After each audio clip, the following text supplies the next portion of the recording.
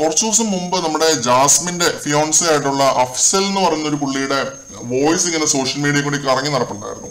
Jasmine Gabri ബന്ധത്തെ കുറിച്ച് അഫ്സലിന്റെ അഭിപ്രായം നിങ്ങൾ ആ ഒരു വോയിസ് കേട്ടാൽ നിങ്ങൾക്ക് മനസ്സിലാവും. ഒരു നീളമുള്ള ഒരു വോയിസ് ക്ലിപ്പാണ്. അപ്പോൾ ഈ ഒരു വിഷയത്തെ കുറിച്ച് നമ്മുടെ സീക്രട്ട് ഏജന്റ് ഇപ്പൊ അതിനകത്ത് പോയി ജാസ്മിനോട് സംസാരിക്കുന്നുണ്ട്. ജാസ്മിനെ വല്ലാതെ സ്ട്രെസ്ഡ് ആക്കുന്നുണ്ട് നമ്മുടെ സായി. അപ്പം സായി പറയുന്നത്, ആക്ച്വലി നീ കേരളത്തിൽ നിന്നാണ് വന്നത്, മലയാളികൾ എല്ലാവരും ഇങ്ങനെയാണ് എന്ന് നിങ്ങൾക്ക് അറിയാം, നിങ്ങൾ ഇത് പ്രേക്ഷകർക്ക് ഒരു ക്ലാരിറ്റി വരുത്തേണ്ടത് നിങ്ങളുടെ ഉത്തരവാദിത്തമാണ്. ഇതെല്ലാം നമ്മൾ ഏറെക്കുറെ പറഞ്ഞിട്ടുള്ള എല്ലാ കാര്യങ്ങളും സായി ചെന്ന് അതിനകത്ത് അതേപടി ജാസ്മിനോട് പറഞ്ഞു കൊടുക്കുന്നുണ്ട് കേട്ടോ. എന്ന് വെച്ച് കഴിഞ്ഞാൽ ഇവര് ക്ലാരിറ്റി വരുത്തുന്നില്ല എന്നും ഇവരുടെ റിലേഷൻഷിപ്പ് എന്താണ് എന്നതൊരു പുകമറയാണെന്നും ഗബ്രിക്ക് വൺ സൈഡ് ലവ് ഉണ്ടോ എന്നും ജാസ്മിനിൽ പ്രണയം ഉണ്ടോ എന്നും ഒക്കെ നമ്മുടെ ഇത് ചോദിക്കുന്നുണ്ട്. അപ്പൊ ജാസ്മിൻ പറയുന്നു, എനിക്ക് പ്രണയം എന്ന് പറയുന്ന ഒരു സ്റ്റെപ്പിലേക്ക് ഇത് കൊണ്ടുപോകാൻ താല്പര്യമില്ല, പക്ഷെ ഗബ്രിക്ക് എന്നോട് പ്രണയമുണ്ട് എന്നും എനിക്ക് തോന്നുന്നില്ല. ആ രീതിയിൽ വീണ്ടും ഒരു പുകമറയാക്കിക്കൊണ്ടിരിക്കുകയാണ് ജാസ്മിൻ അത്.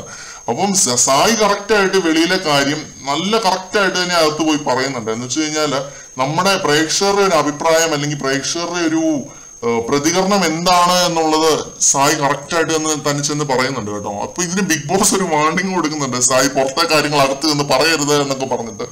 എന്തായാലും കൊള്ളാം, ഇതിപ്പോ ലൈവിൽ നടന്നതേ ഉള്ളൂ.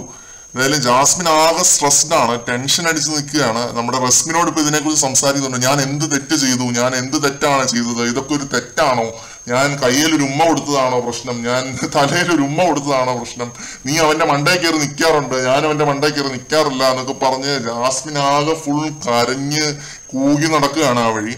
എന്തായാലും സായി കൊള്ളാം, സായിയുടെ കളി തുടങ്ങിയിട്ടുണ്ട്. സായി ജാസ്മിനെ മെന്റലി വീക്കാക്കി ജാസ്മിനെതിരെ കളിക്കാനുള്ള പരിപാടിയാണ്. എന്തായാലും പൊളിച്ച് സായി മോനെ, പൊളിച്ച്.